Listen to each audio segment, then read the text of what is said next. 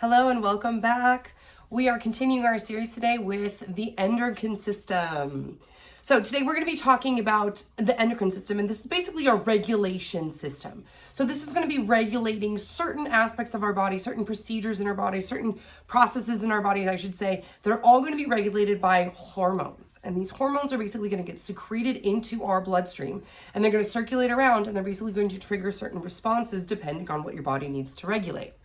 So essentially, the regulation system or your endocrine system is just a series of ductless glands that are going to be producing these hormones. And these hormones are going to help regulate your metabolism, your growth and development, tissue function, sexual function, reproduction, sleep, mood. It basically is all of your regulatory systems, right? This is going to be regulatory and controlling our internal environment to maintain that homeostasis that we need, that proper balance.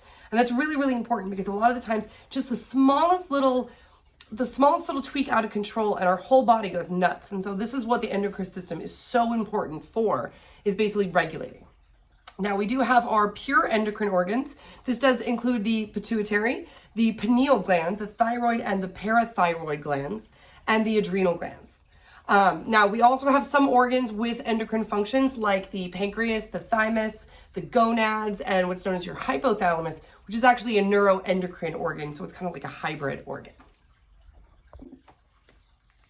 Now, starting at the very top, we have our pineal gland, which is right in here. It's almost like this little, it's also referred to sometimes as your third eye or your inner eye, right? This little pineal gland is going to be right in here. Just forward to that, we have our hypothalamus, right? Then we have our pituitary gland. We have our thyroid gland with the parathyroid gland inside, tucked inside your thyroid gland. So you can see almost these little tiny beams, right? That's actually going to be your parathyroid gland, para meaning kind of around the thyroid. Right, below that, we've got our thymus, and sitting on top of our kidneys, we have our adrenal glands. Remember, renal means kidneys, and so adrenal or adrenal is going to be on top of the renal glands. We have our pancreas right here, and then finally, we have our respective ovaries, either ovaries or respected reproductive organs, either ovaries or testes. Now, the way that the endocrine system differs than the nervous system, which we are going to learn about next week, is that the nervous system is going to be messages sent through neurons. So it's going to be direct impulses sent through from the neuron, right, down this little nerve signal, or known as action potential, or the potential to do action or create change, right, to these neurotransmitters, also known as the target cells.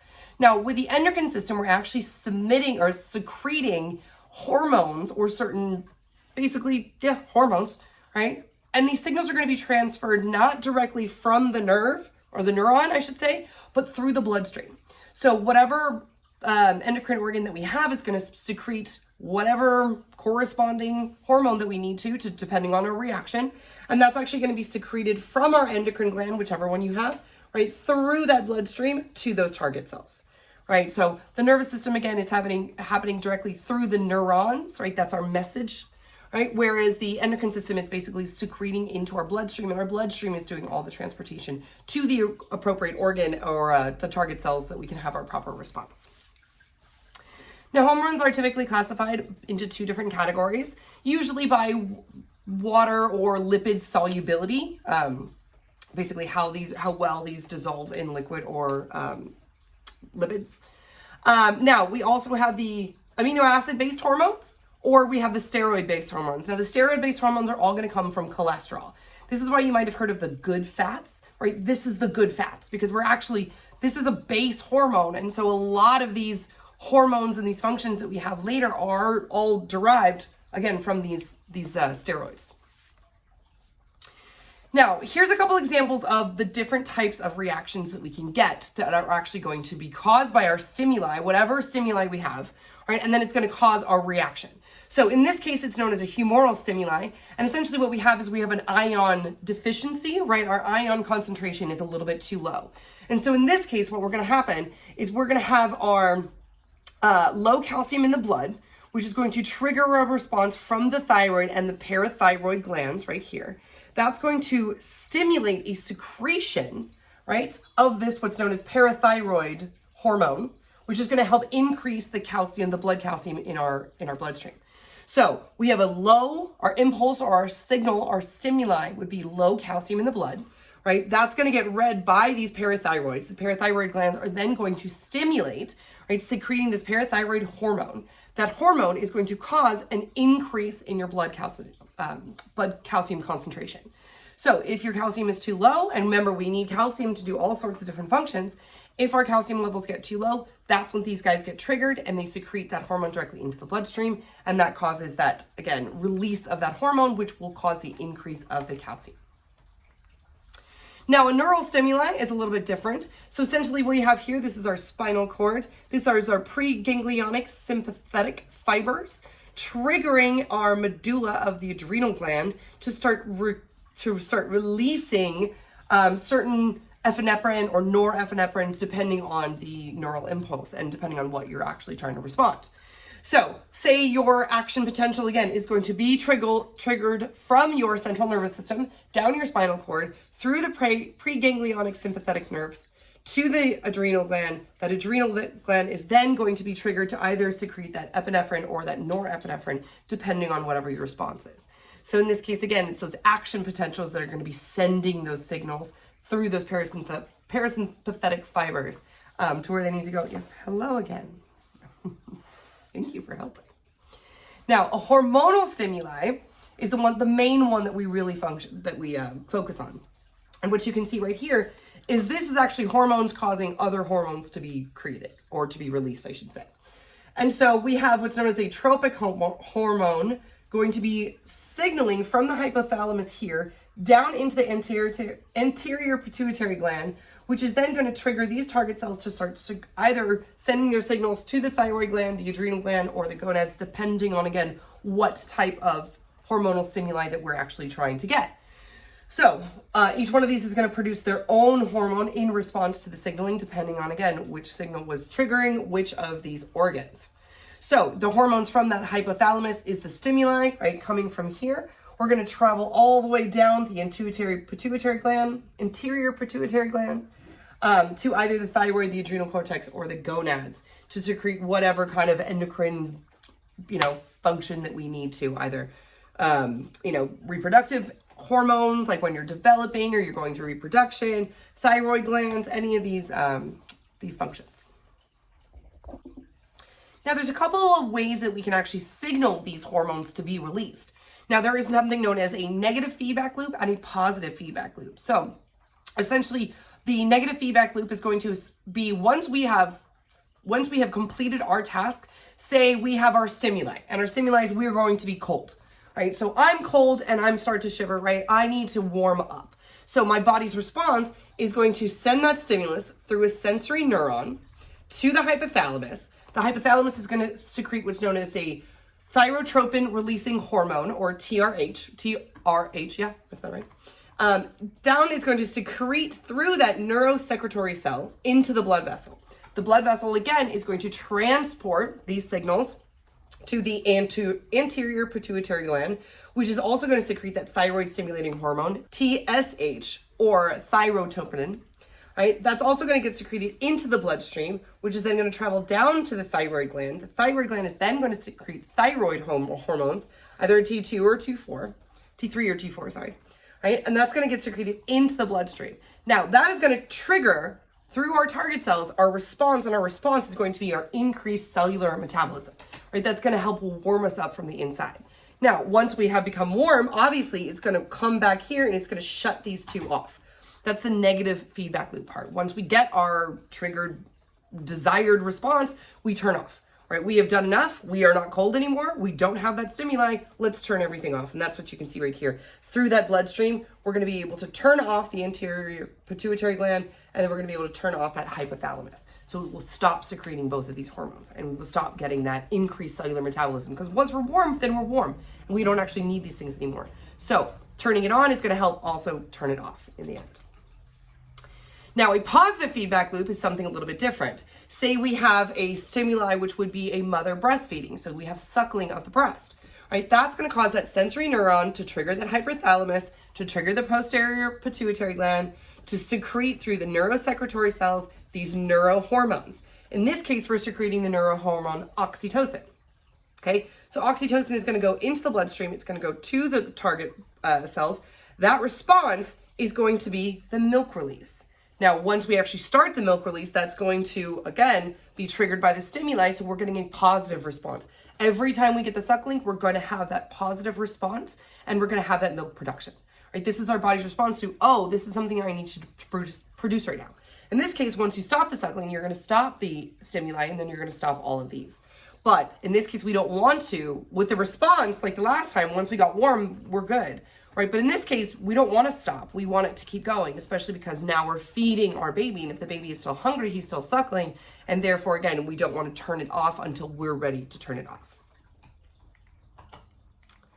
Now, the hypothalamus, like I mentioned, the hypothalamus and the pituitary gland are what's known as neuroendocrine organs. And this is kind of like part of the nervous system and part of the endocrine system. So they do have very important functions in both, which is why the hypothalamus is known as a neuroendocrine organ. That's what you can see, again, right here, that little top part. Now, this hypothalamus, which again is going to be connected to these anterior and posterior pituitary gland, the hypothalamus is going to be what produces most of these regulatory hormones. And this is either going to stimulate, meaning turn on, or inhibit, meaning turn off, whatever proper hormones we need to be producing. So if we have enough of one, great, turn it off. If we need to stimulate more of it, great, turn it back on. This is all going to be stimulated through the hypothalamus. Now, the hypothalamus does also produce two of these very specific hormones known as antidiuretic hormones and oxytocin. These are the two very important ones that are essentially produced here, but they're going to be stored in the posterior pituitary gland, which is going to be this one right here. And we're basically just making sure that we have enough in storage to do whatever response. Remember, some of these are our fight or flight responses. Some of these are very important responses, and therefore you need to have enough of them. And so that's why we, again, produce it in the hypothalamus and store it here in the posterior pituitary. Now, speaking of the pituitary gland, this is going to be secreting 9 of our most major hormones, so very, very important. It is connected to the hypothalamus via the infundibulum, which we're going to see in just a second. Which is basically, this is going to be this area right here. And they are two lobes or kind of two separate sections of it. And that's that anterior and posterior pituitary gland that we've been seeing. Now, some of the very important hormones that are secreted by the pituitary gland include the TSH, thyroid stimulating hormone that I already mentioned. This essentially is going to trigger the thyroid to produce that T3 or that T4 hormone, depending on what our proper response is. We also have the adrenocorticotropin hormone, or the ACTH. This essentially is going to signal the adrenal gland to start secreting cortisol. And cortisol is our stress hormone. So this is part of that fight or flight response that I was talking about. So this, again, is what helps us cope with these very stressful situations. Now, cortisol is great at helping us deal with this, but too much cortisol over long periods of time, or basically elevated stress levels over a long period of time, does some really, really bad stuff. Fishermen know as well, like if you're fishing and you try to catch a fish, you want to basically put it out of its misery right away, because if it actually does stress out too much, it produces too much of the cortisol, and it can actually kind of make the meat taste a little sour and a little funky after a while. And again, it's because this hormone is not meant to be produced on a regular basis. It's meant as our fight or flight quick response to, okay, we're stressed. How do we deal with this? How do we deal with this? Okay, great. I can go back to normal. I can lower and go back to my my normal state of mind. Now, we also have the gonadotropins, and these, of course, are your gonads. So you're either going to have your follicular stimulating hormone, or your FSH, or your LH, which is your luteinizing hormone. So essentially, we're producing testosterone or estrogen, respectively, depending on, again, what your sex is and depending on what kind of response you're trying to get. And these are all known as tropic hormones, which are basically hormones secreted by other glands. Now, looking a little bit further into the gonadotropins that we just talked about, essentially what you have is, again, you're going to have this hypothalamus secreting what's known as a gonadotropin releasing hormone, or GnRH. And essentially what happens is, basically at age 8, you start to secrete this and you start the production of this. Now, a lot of this isn't triggered until much later in life when you are actually hitting sexual maturity, but it does start about age 8.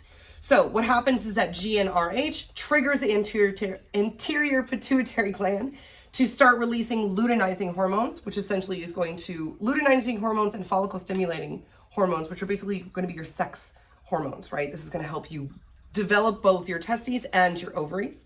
So the LH and the FSH are going to trigger testosterone production in the testes and estrogen production in the ovaries. Now, before you actually have, like I said, the sexual maturation, what you really have is you kind of have a negative feedback turning these off. So constantly your body is basically turning them off, going, no, we don't need them, no, we don't need them, no, we don't need them, until you reach a certain age, and then your body is like, oh no, we do actually need them. And then they actually start producing and releasing. Because like I said, even if you are producing, you're not necessarily releasing until you reach that sexual maturity.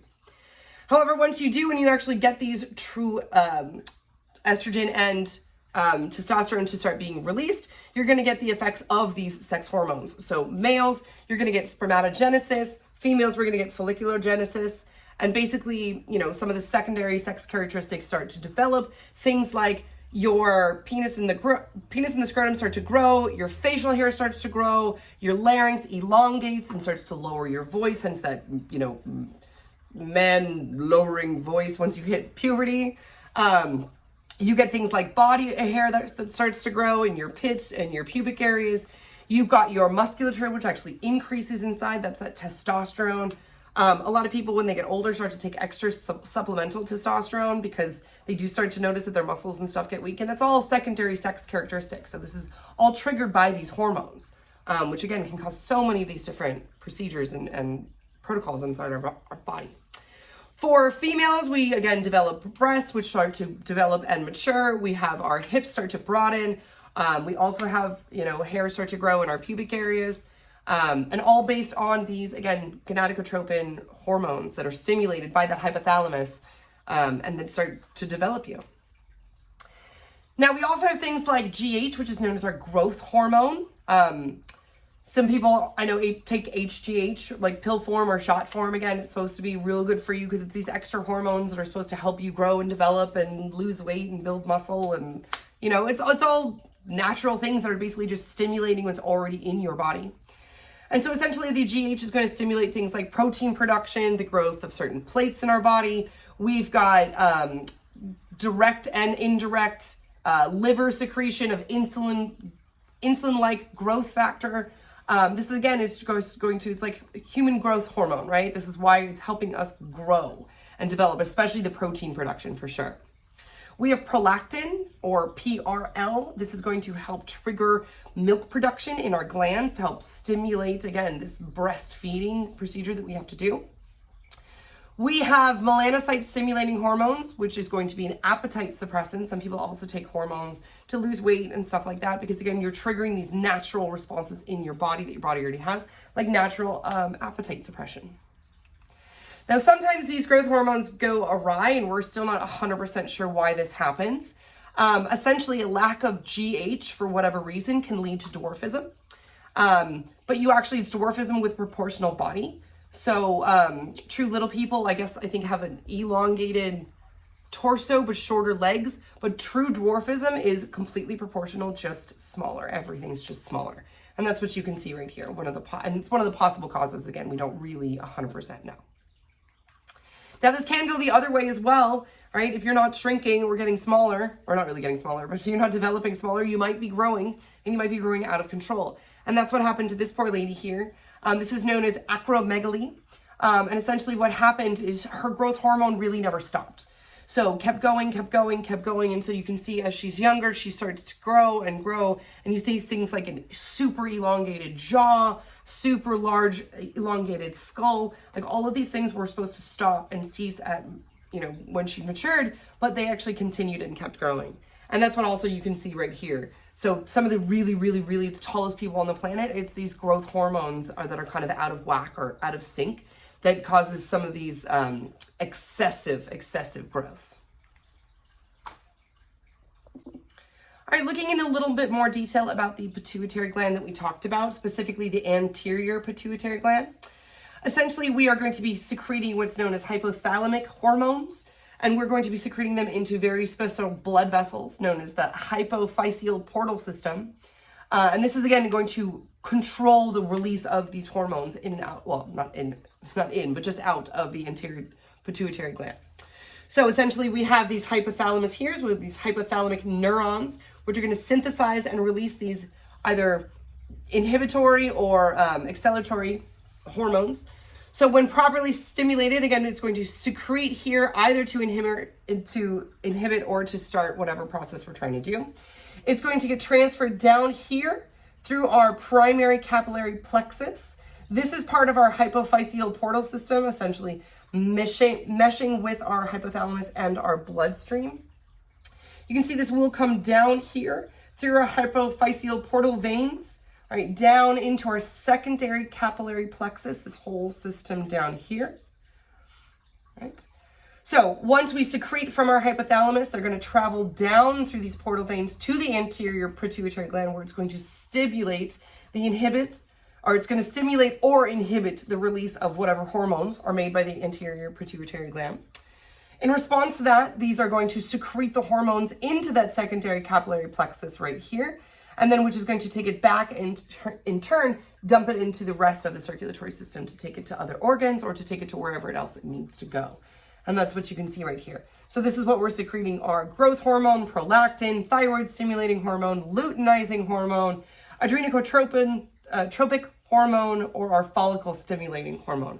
All going to be again triggered here, released through our capillary system, through that hypophyseal portal system, through our secondary capillary plexus, and then up and out to the rest of the body. Now, that's the anterior pituitary. The posterior actually does not make any hormones.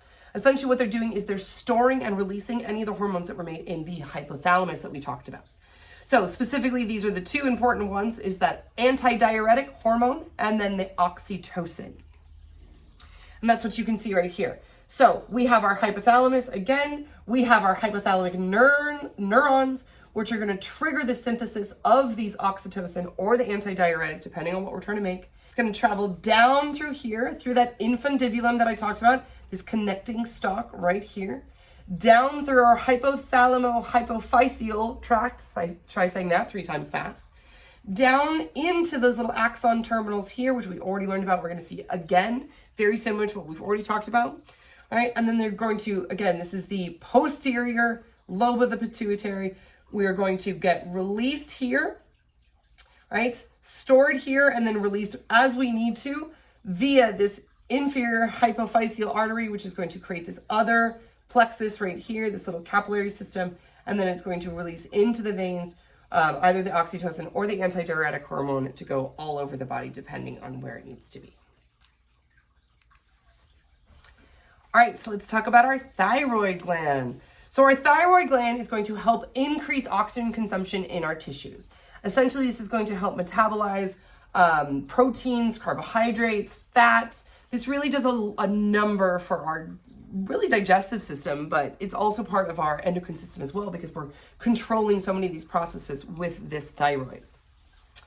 Now, in children, it is necessary for us to really release, especially that growth hormone, right? We're growing, we're developing at the time, and that's why it's so important to be secreting that, to be secreting it efficiently as well, because it's also necessary for the development of our nervous system. So very important thyroid gland, right? And that's what you can see right here. So this is the larynx. We've got the trachea just below it here, and then wrapped around it, we're going to have that thyroid gland sitting basically right here. Now, unfortunately, sometimes we have hyperthyroidism. Yes, we do need our thyroid to work, but sometimes it works a little too well. In fact, it's not well, right? And that's what we get right here. So elevated TSH can cause an enlargement of the thyroid gland, which is known as a goiter. And that's what you can see right here. Basically, her thyroid gland is just completely swollen and huge and looks terribly painful. But this does increase oxygen consumption and the metabolic heat production, which basically causes you to get sweaty and really warm and really intolerant to heat because you are just overheating constantly. So your thyroid is overworking, and it's basically causing you to just boil up and get way too hot. The whole point of it is, again, supposed to be helpful for your digestive system, helpful breakdown for food, for weight loss, all that kind of stuff.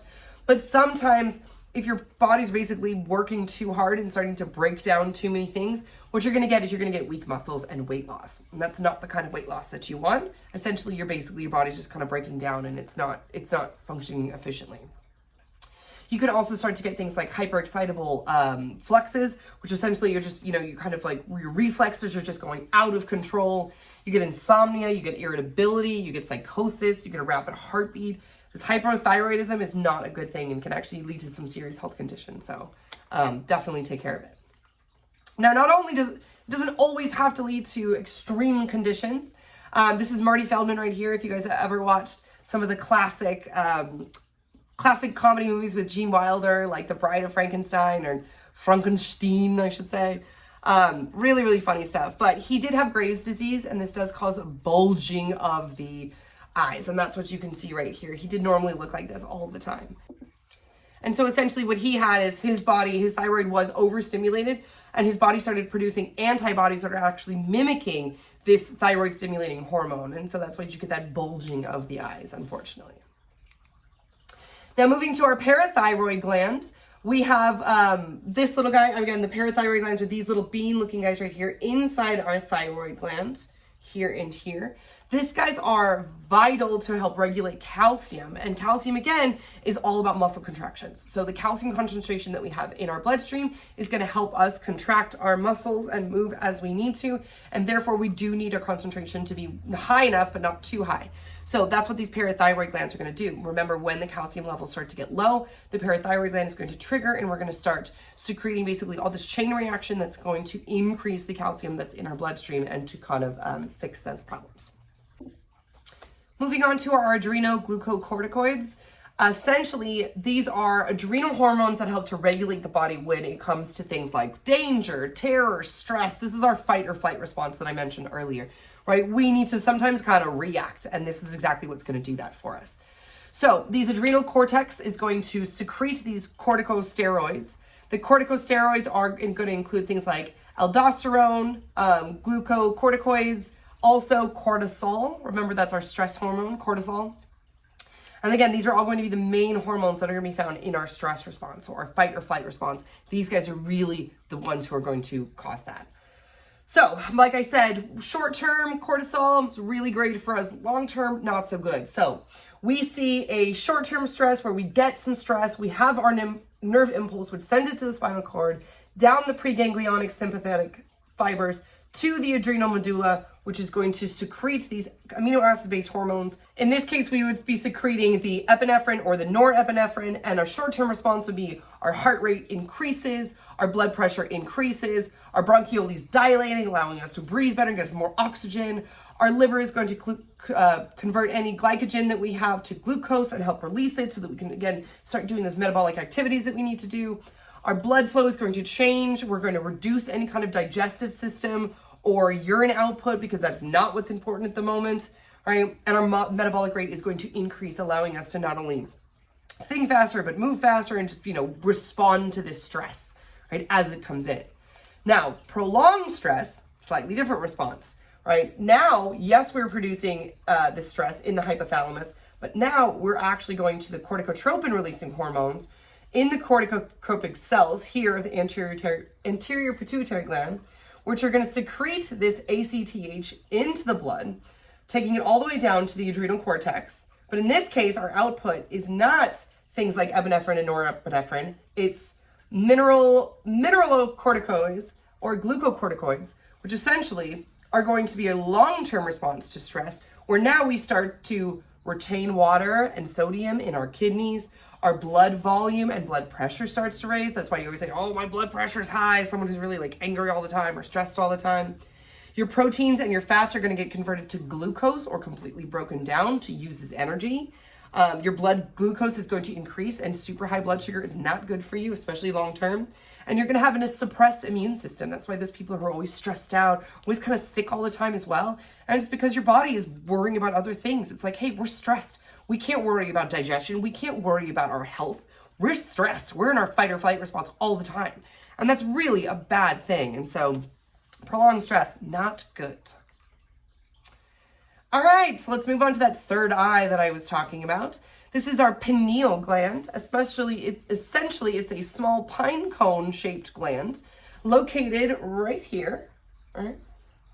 And essentially it has these little pinealocytes, which are arranged in spherical clusters and little branching cords. But the pineal gland is, it's known as radio-opaque, which means if you do an x-ray for it, you can't actually see through it. It does come out opaque or non-transparent. And so it's really easy when you're doing like x-rays in your brain and stuff to kind of orient yourself knowing where the pineal gland is, because it's the one spot in your brain scan that's going to come out as super dark. And then you can start looking around to see if everything else looks normal from there. Now, these pinealocytes are also going to secrete melanin, and melanin is going to be that hormone that actually controls our circadian rhythm. So if you've ever taken melanin when you go to bed, it's because you're basically trying to trigger some of these natural hormone responses that your body would normally be triggering, and that helps you sleep. So your circadian rhythm all kind of controls your body functions in a 24-hour period. So it helps you wake up in the morning and then use the bathroom. And then, when you're later in the day, you start to get more tired and those functions start to decrease because you're getting ready for bed. So it's all about your circadian rhythm, this pineal gland. The pancreas, which we've seen before, but here it is again. We do have, again, our pancreatic ducts. We've got our tail of the pancreas here. We've got our head of the pancreas here. This is the body. It is associated closely with our duodenum and our spleen, which you can see right here and right here.